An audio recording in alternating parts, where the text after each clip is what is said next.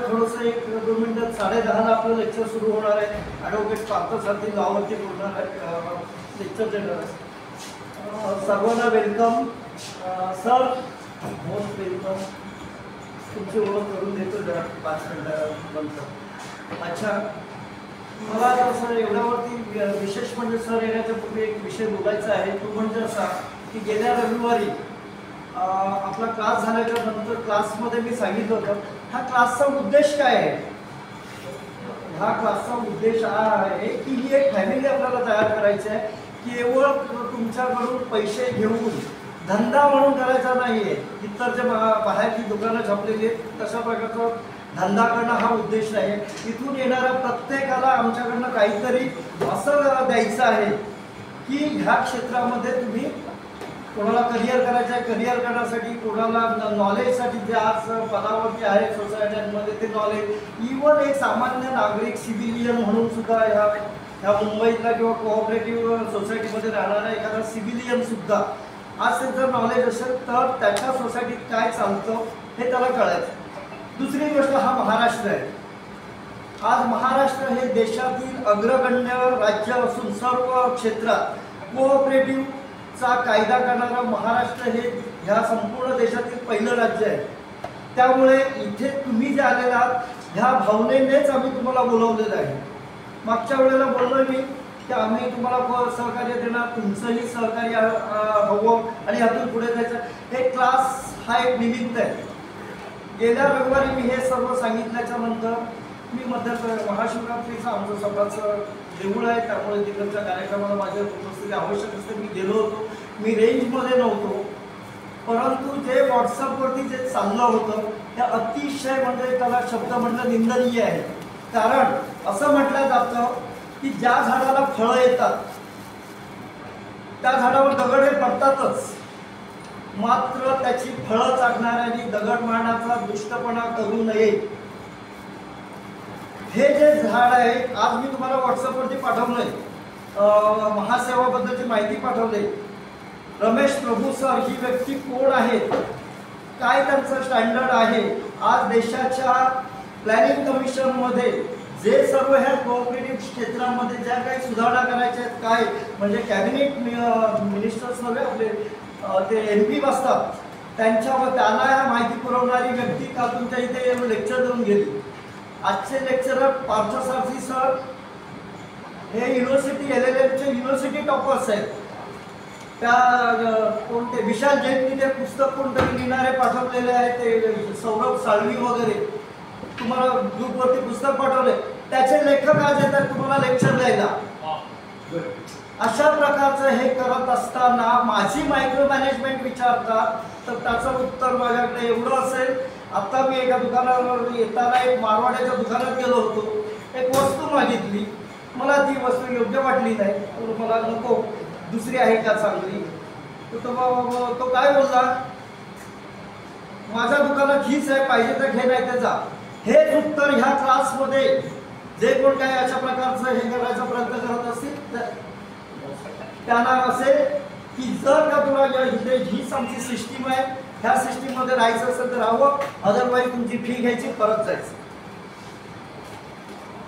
हे एवढं आत्मीयतेने बोलण्याचं कारण आम्ही सर्वच माणसं आज तुम्ही बघताय, प्रभू सर, पार्थसारथी सर, इथे येणारा प्रत्येक जण, परवा त्या डॉक्टर MD डॉक्टर, त्यांचा काही संबंध नाही ह्या अकाउंट्स किंवा ह्या लॉच्या ह्याच्याशी, अशी माणसं आपल्या क्लासला येत आहेत. आणि कोणीतरी एखाद्याने काहीतरी चर्चा करावी, कविता साहेब मला खरोखरच ह्याचं तुमचं कौतुक करावं असं वाटतंय की तुम्ही परीक्षेला बसू शकला नसता, पण तुम्हाला लागणारं सहकार्याचे सर्टिफिकेट मी मिळवून दिलंय की नाही सांगा, ते आज तुम्हाला हँडओव्हर करतोय.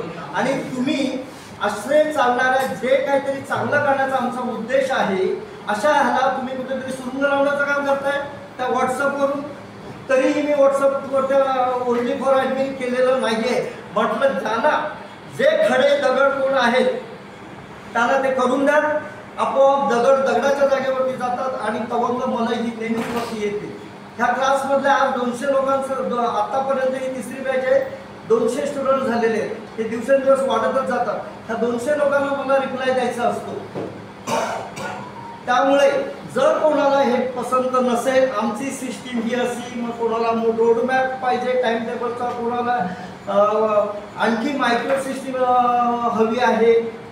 आज अरे ह्या क्लासला तो येऊ शकत नाही म्हणून IITians जो राव क्लासला शिकवतो त्याला मी इथे इन्व्हाइट केलेलं आहे तुम्हाला शिकवण्यासाठी. IITian आहे ते,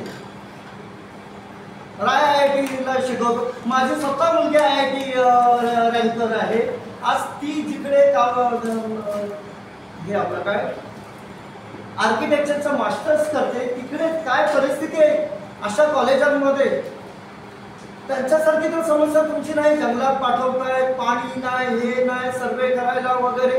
ज्या नामांकित इन्स्टिट्यूट आहेत हे घडवताय आणि तुम्ही आमची मायक्रो मॅनेजमेंट विचारताय. आज खरोखरच हे खेदजनक गोष्ट आहे. हरकत नाही जे काय झालं. मी स्पष्ट सांगतोय कविटकर साहेब, तुम्हाला सुद्धा तुमच्या खूप काही अपेक्षा आमच्याकडून असतील, ह्याच्या पलीकडे होऊ शकणार नाही. हा ज्या कोर्सची माहिती हा जो GDCA कोर्स आहे, हा कोर्स कसा आहे माहिती आहे तुम्हाला? जनरल आहे.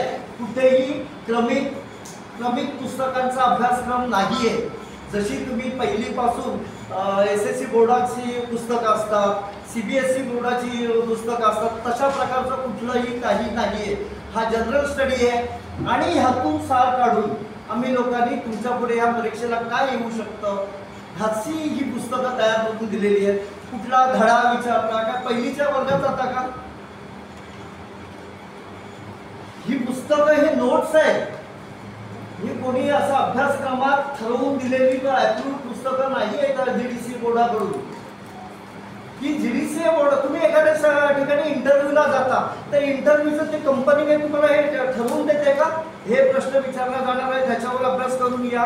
हे कळायला हवं. आज एवढे मॅच्युरिटी आल्याच्या नंतर एवढाच कॉमन सेन्स नसेल की आपला हा अभ्यासक्रम हा नाही आहे, हा जनरल स्टडी आहे आणि त्या जनरल स्टडीमधून कोणत्या प्रकारचं येतं ह्याचं एक सार काढून ती पुस्तकं तयार केलेली आहे. किंवा अजूनही आम्ही नोट्स तयार करतो आहोत. कुठेही अशा प्रकारचे क्लासेस किंवा शाळा वगैरे नाही आहे GDCAची. तर ज्याला कोणाला स्वतःहून बसायचं असेल, जो पण एवढा इंटेलिजंट असेल, त्याने स्वतः या क्लास वगैरे न करता ही परीक्षा देऊ शकतो. अशा प्रकारचं मी इथेही बोललेलो आहे. कुठे प्रत्येकाने माझ्याशी पर्सनल फोन केले तर तुम्ही क्लास करा असं मी म्हणतच नाही, हेही सांगितलेलं आहे लोकांना. असतील असे कोण लोक, तुम्ही स्वतः ओन स्टडी करून देऊ शकता. आमच्या ह्याच्यावर घाला घालण्याचं काम, आमच्या ह्या कार्यावरती आमचं कार्य खूप महान आम्हाला करायचं आहे. ह्यातून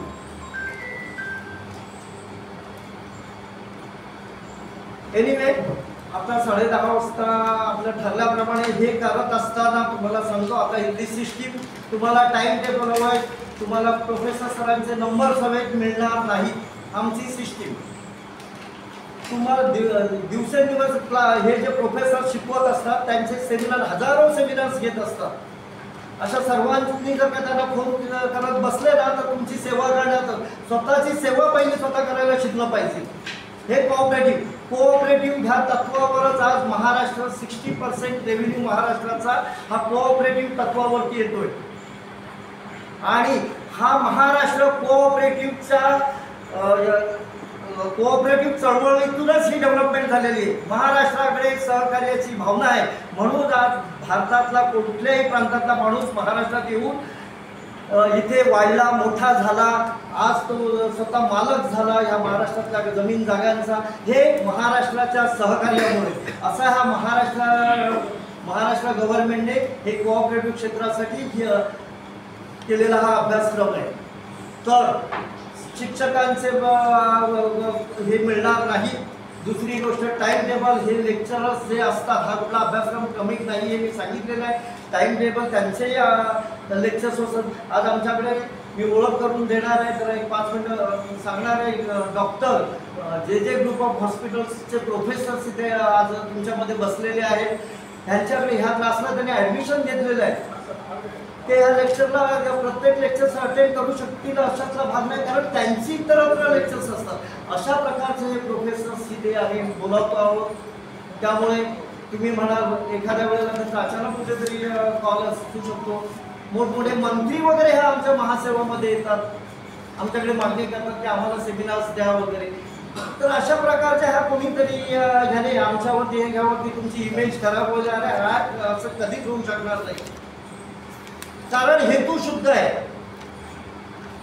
शुद्ध हेतूला कोणीही आम्हाला धमक्या देऊन तुमचा क्लासवर असा परिणाम होईल, नाव खराब होईल वगैरे कदापि शक्य नाहीये. कारण इथे स्वच्छ मनाची माणसं आहेत आणि स्वच्छतेच देणार.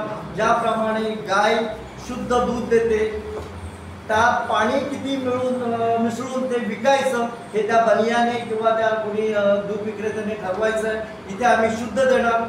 त्याच्यात पाणी किती टाकायचं दूध त्याचा प्रश्न नाही. 10:30 वाजता लेक्चर सुरू होईल. नाही हे व्हॉट्सअप सर्वांनी वाचलं असेलच ना, काय चाललंय हे.